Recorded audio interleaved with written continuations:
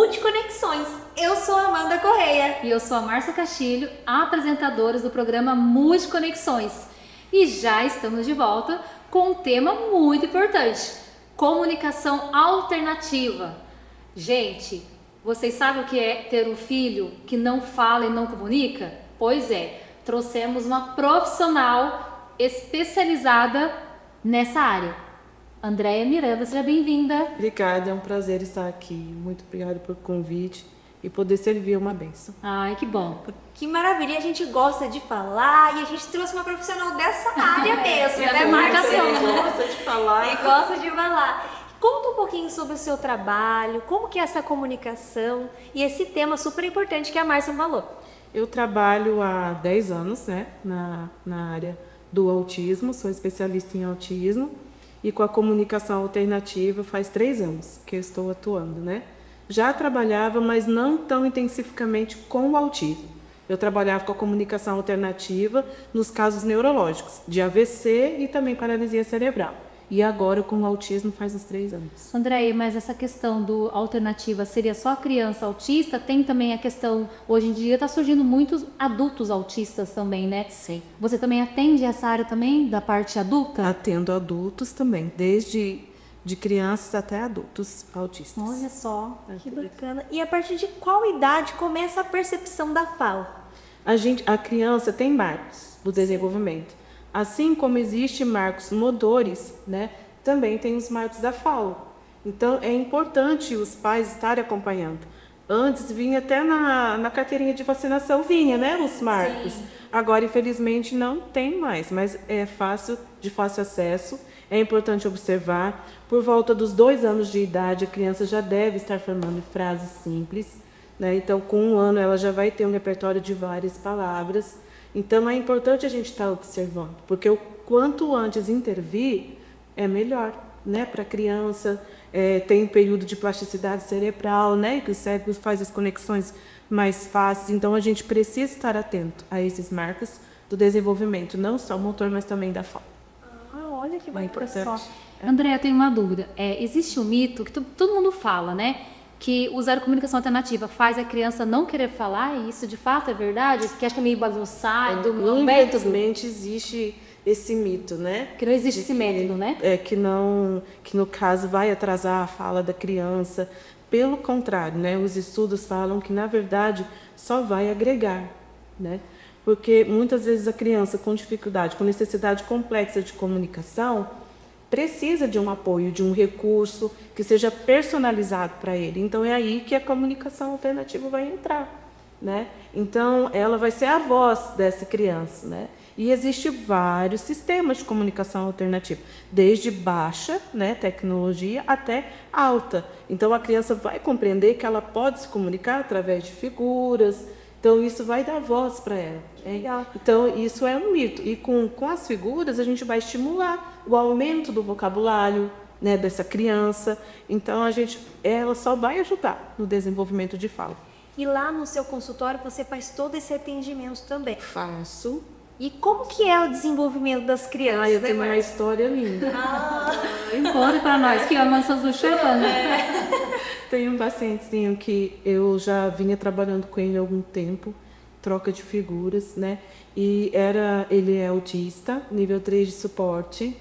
E quando ele chegou no consultório, ele falava pouquíssimas palavras.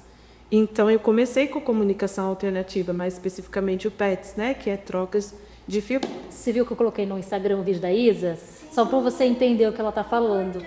Porque a Isa tem uma filha autista, também ela tem essa questão da comunicação, né? E nós conseguimos a parte da... Não foi nem na época, não consegui achar essa abençoada, mas Deus colocou outra também maravilhosa. Ele sempre prepara. Ele sempre prepara. E foi através da pasta, né? Então a gente começou com o alfabeto. Do A até o Z. Então era 3 figuras, ABC. Aí 3 figuras e assim seguia. E ela falava os bichinhos, o jeitinho dela. Até ela conseguir no meio da frase. Ainda estamos nesse processo ainda, né? De tocar no meio da frase. E é muito legal, né? E é muito importante porque, assim, tem que ser personalizado, né? Você tem que levar em consideração o cognitivo da criança, qual é o perfil comunicativo dessa criança, para você poder montar um sistema, né? E esse paciente, quando ele chegou, ele falava pouquíssimas palavras, como eu falei. E eu modelava com ele, eu fiz a prancha personalizada dentro do perfil comunicativo dele. E um dia eu estava modelando, né? A gente já estava quase no encerramento da sessão. E aí ele apontou, casa, água. Então ele estava com sede e queria ir para cá. Ai, que gente. E que assim, eu até arrepio, né? quando você vê que você dá voz, eu fiquei emocionada. Não tem preço. Não tem preço. É a autonomia que você vai dar. Eu acho que para toda mãe, né? Eu acho que quando eu descobri que eu era mãe, né? A Amanda tem 3, eu acho que a gente fica esperando a primeira palavra, que é mamãe, né? Não vai ser papai, vai ser mamãe. No caso do Pedro foi gato. O gato aranha Gato gente. E até minha filha gosta do gato, né, Olga? Então, assim, mais importante falar alguma coisa, né, Olga? A gente fica esperando mamãe, então a gente cria muita expectativa do mundo, né? A gente se espelha muito nas mães. Eu quero que meu filho seja assim, igual aquela mãe tem aquele filho. Não é desse jeito. Cada um tem o seu processo, né? Igual a Amanda que tem um bebezinho. E é legal, assim, saber, né? Qual é a melhor fase da gente trabalhar em casa. Existe algum exercício? Sim. Já começar a observar, né? Que a minha Antes começou a avuçar, parou. Isso. Antes da fala, o que a gente tem que observar? Os preditivos de linguagem. Quais são eles? O imitar, o olhar. Então, sem a criança ter o contato visual, sem ela conseguir imitar, a fala não vai vir. Então, e nessa faixa etária é importante atividades, brincadeiras que despertem o olhar, né? Que desperte a imitação. Então, a música é muito legal vocês colocarem nessa idade, né? Porque antes de vir a fala, o precursor é a imitação e o contato visual. No caso, eu tenho bastante, né? Tem 2 Que dá, né? Então você pode agitar lá em casa. E é o dia inteiro. Mas, eu tô com uma dúvida aqui, mas a gente vai chamar um intervalo. Vamos sim. Daqui a pouco a gente volta com ela, maravilhosa, Andréia Miranda, falando tudo, esclarecendo todas as dúvidas para você, papai e mamãe, que é daí de casa também, quer saber. Daqui a pouco a gente volta.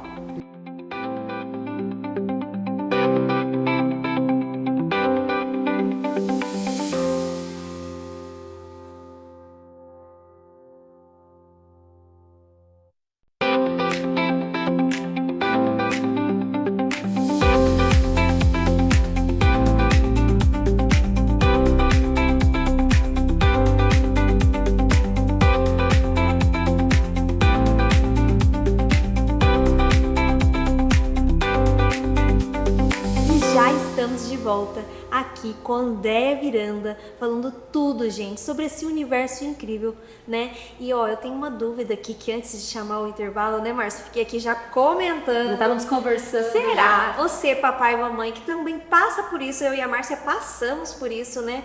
A chupeta atrapalha na fala ou não? Vilão ou mocinha? Queremos saber, acho que é a dúvida de todo mundo lá de casa, né? Quando que tira da chupeta, né? Sim. Então, o ideal seria não usar, né? Mas a gente sabe que, como mãe, né? Eu me coloco no lugar também. Por quê que não é interessante? Porque pode alterar os órgãos fonoarticulatórios. Quais seriam esses órgãos? Lábios, língua, bochecha, que envolve a fala. E se eles estiverem alterados, a fala também vai alterar. Então, o palato vai ficar mais ogival. Então, alguns sons que vai depender desse ponto articulatório vão estar alterados, né? Então, até 2 anos de idade é o limite para que seja tirada a chupeta, né? No entanto, a gente sabe que o dedo ainda é pior. Se a criança tem o hábito de chupar o dedo, é pior do que a chupeta.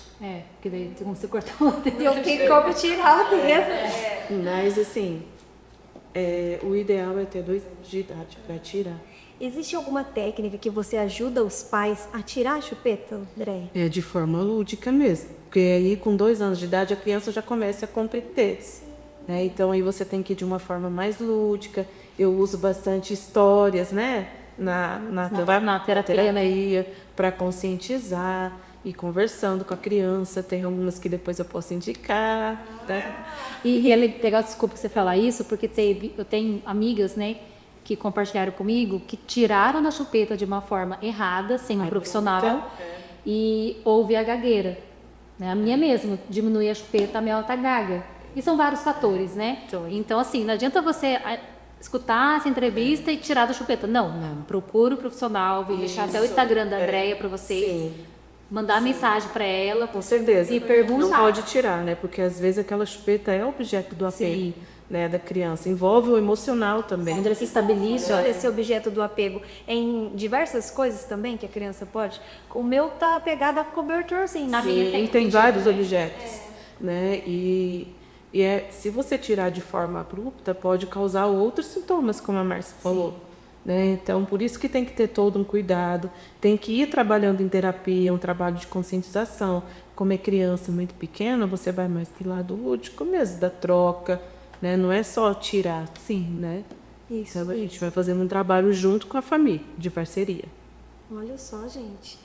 E participar desse processo é super importante, né? A família é o fator primordial. E como que funciona a consulta no seu consultório? Primeiro, a gente faz a anamnese com os pais, em que os pais relatam todo o histórico, né, pregresso e atual da criança. E aí, depois dessa anamnese, a gente vai para a avaliação, dentro da queixa que a família trouxe.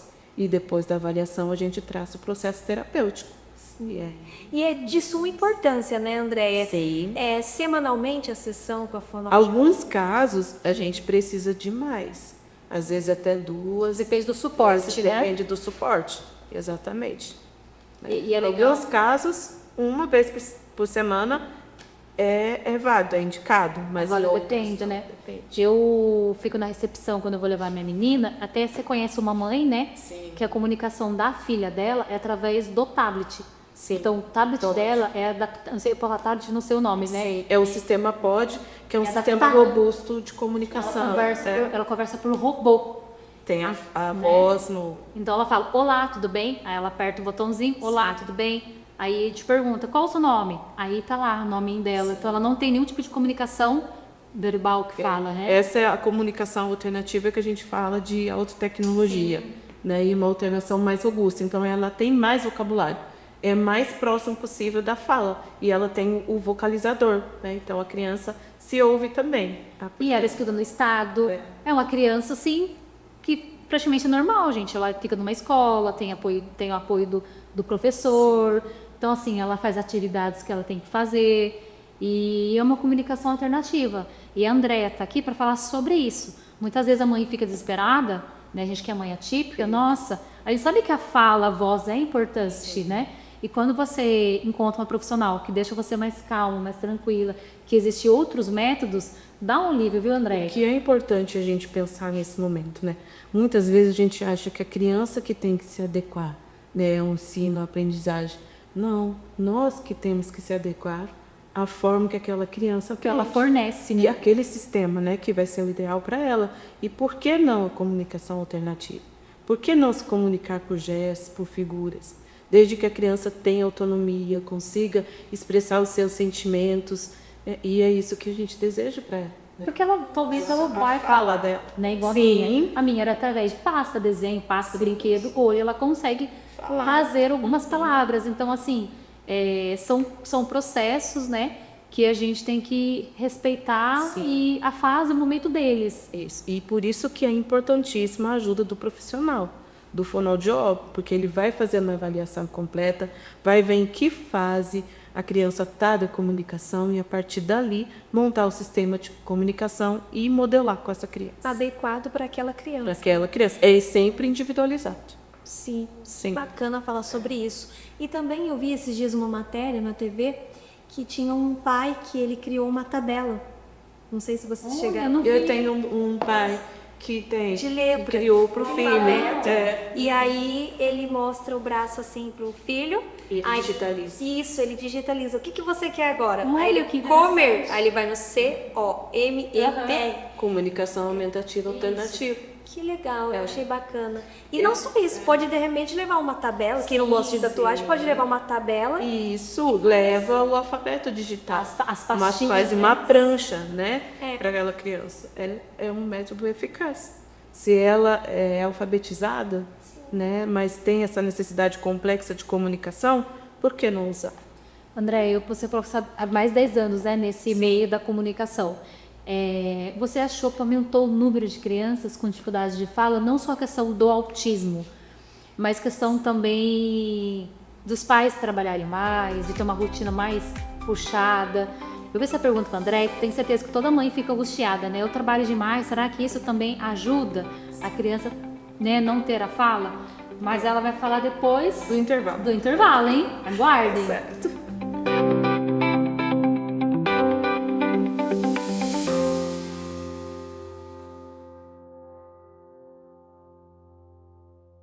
Estamos de volta, fiz aquela perguntinha para a Andrea sobre a questão da mãe trabalhar bastante, o responsável, que a gente fica aquela angústia, né? Será que eu causei, né? Eu poderia ter sido... Eu me cobrei muito, né? De ser prejudicado, né? Estar mais presente.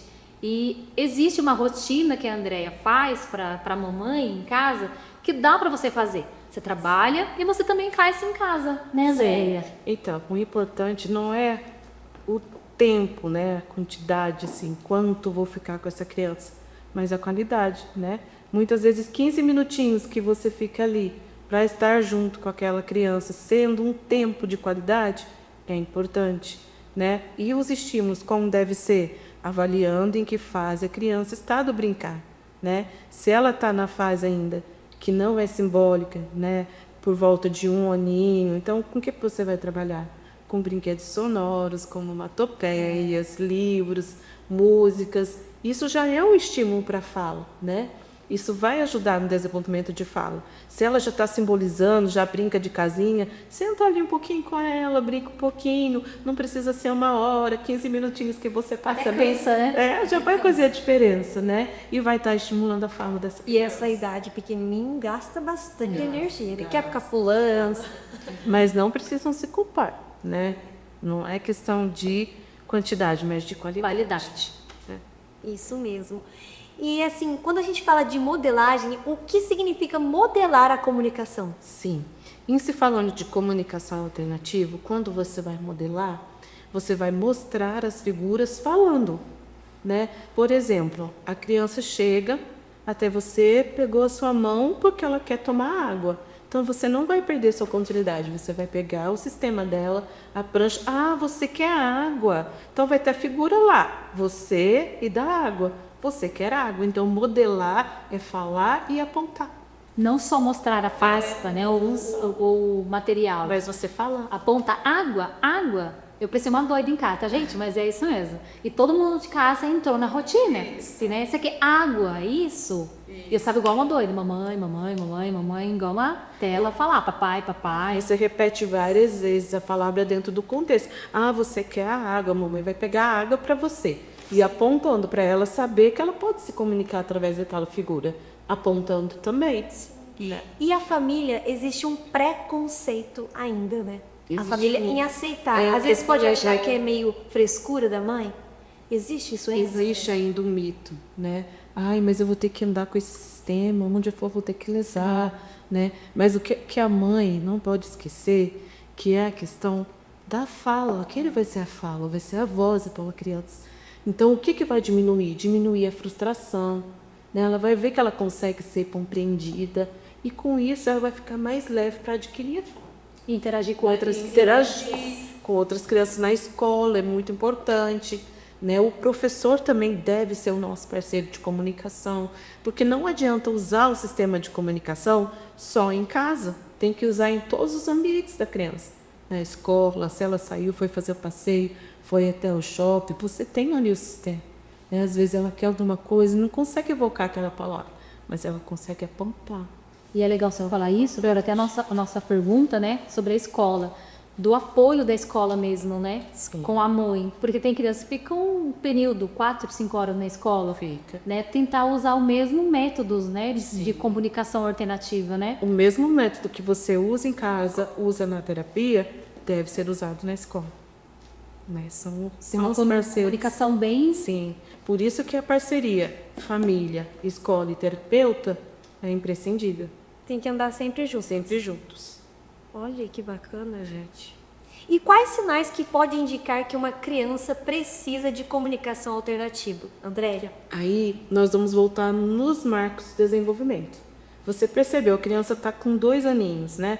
Ela ainda não forma frases. Ela está com 1 aninho, ainda não fala mamãe, não fala papai. Coisa simples, né? Isso, simples, né? Então, opa, peraí, preciso buscar ajuda, né? Então, precisa buscar ajuda de um fonoaudiólogo, precisa avaliar essa criança e já iniciar o método. E nem toda fala é questão de autismo, né? Não, A pessoa às vezes ela não vai precisar da comunicação alternativa, mas vai precisar de um estímulo terapêutico ali para estar com ela, para estimular essa fala e prevenindo, né, um transtorno de fala mais adiante. Olha, que legal, né? Então é sobre isso. E Andréia, conta pra nós, que eu adoro escutar a história e a Amanda também, né? E a gente sabe que nesse percurso da sua vida, você deve ter pego, assim, cada história linda, cada história transformadora. Eu, pelo menos, eu sou uma mãe que eu sou muito grata às profissionais que cuidam da minha menina, né? E conta pra nós alguma história, além daquela que você contou. Tem outra comunicação alternativa que você lembre? Nossa, tem várias histórias. Tem uma criança que eu atendi ele quando ele tinha 4 anos. E aí a gente ficou um tempo sem se ver. Eu mudei de cidade e depois eu reencontrei ele em Cunha, quando eu trabalhava na APAI, né? E ele já estava maior. E nesse processo nós começamos o atendimento novamente. Ele ainda tinha necessidade complexa de comunicação. Ele estava usando Libras, mas ele não conseguia se comunicar com a família. Porque a família inteira, a família não sabia. E aí eu propus para a família, vamos começar com a comunicação alternativa? Quem sabe vai ser o melhor caminho para ele. E nós começamos, né? E aí foi um processo todo, até ele compreender também que através da figura ele podia se comunicar. Sim. Mas eles logo, né, a gente não pode subestimar, porque rapidinho eles pegam, né? Eles são muito inteligentes. E foi assim. Modelando, iniciei com palavras iniciais como quero, não, esperar, né, as palavras essenciais do dia a dia. E quando eu vi, ele já estava no sistema mais robusto, formando frases. Que legal, né? E teve um dia que a mãe veio, né, para a devolutiva. E ela, a parte mais gostosa. É a mais gostosa. E ela dá o feedback que estava conseguindo comunicar. Foi maravilhoso. Mas a cereja do bolo foi quando ele saiu e apontou para mim, obrigado. Gente, né? Então isso que não tem pressa, né? Eu falo que Deus foi muito bom comigo. Não, acho que você também foi muito boa, né? Imagina quantas famílias, quantas casas foram, Quantas crianças transformadas. Trabalho maravilhoso. Porque eu acho que todo mundo merece, né, ter a comunicação independente de qual forma que for. Qual forma. Sim, é através de gesto, é através da escrita, é através de figuras, né, de um sistema de comunicação. Por que não? Né? Isso é verdade. E qual é a mensagem que você deixa trabalhar para lá? Isso, para todas as famílias e profissionais também, né, da área, que você deixa aqui o seu legado? Eu sempre gosto de dizer uma frase, né, quando eu estou conversando com os pais: se você me ensina com amor, eu aprendo. Né? Então, muitas vezes a gente pensa, né, nossa, toda essa dificuldade para me comunicar, para falar, mas presta atenção no seu filho, né? Esteja com ele e para ele naquele momento, né? Pensa, se adequa, né, ao sistema que ele consegue compreender. Quando a gente fala de inclusão, a gente pensa assim, tem aquela frase que fala que inclusão é você chamar para festa, né? Mas eu falo que é você chamar para dançar, né? Então, vamos se adequar ao que ele consegue aprender, com amor, com afetividade, que a gente vai conseguir. Que legal. Nós queríamos agradecer intensamente. Já fazer um convite para ela voltar, sim, né? Com certeza. Deixa para vocês também seu Instagram, o seu meio de comunicação, né? Para o pessoal que vai assistir esse programa nosso, que tem certeza que você conhece alguém, ou alguém da família, ou até você está passando por isso. Sim. E a Andréia vai poder te ajudar tudo que você tiver. Vai ser um prazer, perda, né? Receber vocês no meu Instagram. É Andréia Miranda Fono. Se vocês precisarem de ajuda, quiser conversar, pode me chamar. Isso mesmo, hein, gente? Agradecer mais uma vez você, André. Já agradeço essa oportunidade. E quem sabe ela volta aí com um tema aí bacana para vocês. Só chamar. Obrigada. Nosso programa termina por aqui, mas tem vários episódios vindo aí, Com né? certeza, isso mesmo. Um beijo e tchau, Tchau, tchau. Tchau.